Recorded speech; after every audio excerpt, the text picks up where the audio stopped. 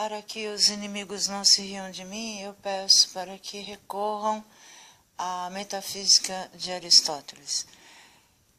Em nosso comentário de hoje, a Terra é a alma. A alma tem o poder de conhecer. É nela que se opera a razão. É dela que se extraem os dados da memória. A alma é imóvel e frui os dados sensíveis através dos sentidos do corpo. Ela está no corpo para que o espírito a mova segundo o que o espírito, que é a vontade, encontra na alma. O entendimento é realizado pelo espírito ao mover a alma que conhece. Desse modo, o fluxo de consciência, que é mantido pelo espírito de Deus, coloca a alma em situação de santidade. Se o Espírito de Deus não atesta ao nosso espírito que somos filhos de Deus, provavelmente nos moverá um espírito de pecado, que entende a fruição da alma segundo a ignorância em que ela vive. O entendimento é representado alegoricamente pelo céu, e é por isso que até Satanás, segundo o Evangelho, está no céu. Ele cai, Jesus vê Satanás caindo do céu como um raio. É porque o entendimento é o céu, enquanto que a alma é a terra. Eu chamo a atenção para o versículo 1 do Salmo de Resposta. Ao Senhor pertence a terra e o que ela encerra, o mundo inteiro com os seres que o povoam, porque ele a tornou firme sobre os mares e sobre as águas a mantém inabalável. A ideia de um filho de Deus será gerada pela alma que é a potência contrária do pecado, da concupiscência. A potência contrária da concupiscência e do pecado é a potência da virtude, uma virgem. Para mim, é a própria alma que se descobre e se conhece. Não é de que você conhece a alma como uma substância que frui, todo tipo de erro acaba ficando isolado dela. Assim, durante a ação dos nossos pecados, sabemos que são pecados. Saber que são pecados e que podem ser evitados são a nossa potência para a virtude. Eu acredito que é a própria alma, mas existem situações de concupiscência, de pecado, que essa potência para a virtude é a chance de você não cometer esse pecado, porque você sabe que é um pecado, mesmo que você não seja convertido ao cristianismo. Então, essa potência para não cometê-lo é a virtude, é a Maria em nós, é a potência da virtude, é a Maria em nós. Jesus foi concebido por uma virgem. Essa virgem é aquela que não comete o pecado junto com a alma, é aquele juízo que para antes de cometer o pecado, ou que mesmo cometendo sabe que ele é um pecado. Então é a nossa potência contrária. Eu chamo a atenção para os versículos 10 e 14 da primeira leitura. Naqueles dias o Senhor falou com Acaz, dizendo: pede ao Senhor teu Deus que te faça ver um sinal, quer provenha da profundeza da terra, da alma, quer venha das alturas do céu, do entendimento. Pois bem, o próprio Senhor vos dará um sinal. Eis que uma virgem conceberá e dará à luz um filho, e lhe porá o nome de Emanuel, que quer dizer Deus conosco. Jesus foi concebido em Nazaré.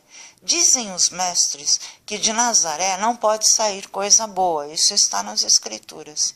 Nazaré é a alegoria da nossa concupiscência, do nosso pecado na alma. Mas em toda a potência de fazer o mal, por causa do poder da alma, existe a potência de fazer o bem. A potência de fazer o bem é Maria em nós. Então, essa potência está em Nazaré, que é um lugar ruim. Durante a ação do nosso pecado, sabemos que os pecados podem não ser cometidos. Então, lá na nossa alma, no lugar da nossa concupiscência, existe aquela potência de não fazer, e é dali que vai nascer, que vai ser concebido o Filho de Deus, a ideia de Jesus Cristo. Evidentemente, nós temos faltas escondidas até de nós mesmos, e só o estudo e o autoconhecimento nos poderiam revelá-las. De modo que, se a ideia de Deus é concebida em nossa alma no estágio atual, da mesma forma será assassinada por nossa concupiscência através do pecado, porque nós nos conhecemos diariamente. O filósofo morre todo dia, mas Jesus é a sabedoria e Jesus ressuscita, ao contrário das outras ideias que nós sabemos que matamos em nós. Essa ideia de Deus, se ela é concebida na potência contrária de fazer o pecado em nossa alma, que é Nazaré, o lugar da concupiscência, essa ideia alimentada será morta e depois ressuscitará. Essa é a ideia de Deus. Como acontece a concepção da ideia de Jesus Cristo em nós?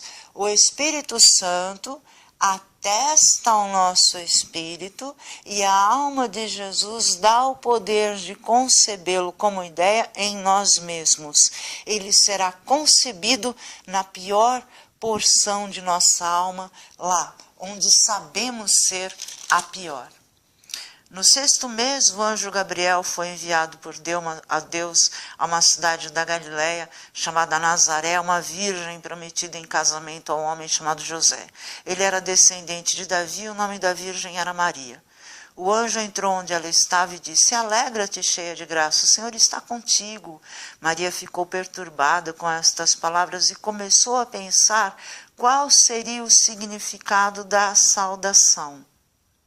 Então a alma já começa a querer saber o significado desse encontro. O anjo então disse-lhe: "Não tenhas medo, Maria, porque encontraste graça diante de Deus. Eis que conceberás e dará à luz um filho, a quem porás o nome de Jesus.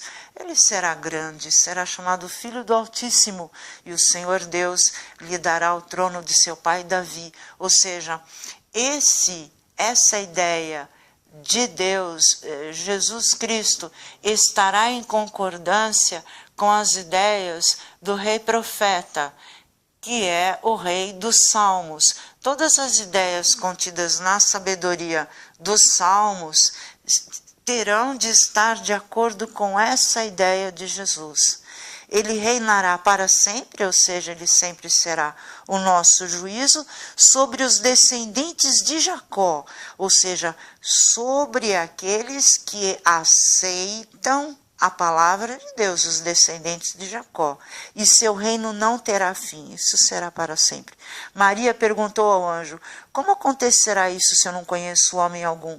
O anjo respondeu: "O Espírito virá sobre ti", ou seja, o Espírito Santo virá sobre a nossa alma, "e o poder do Altíssimo te cobrirá com sua sombra."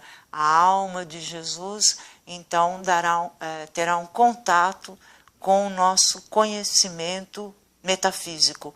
Por isso, o menino que vai nascer será chamado Santo, Filho de Deus. Quando você comete um pecado, você sabe onde está a santidade.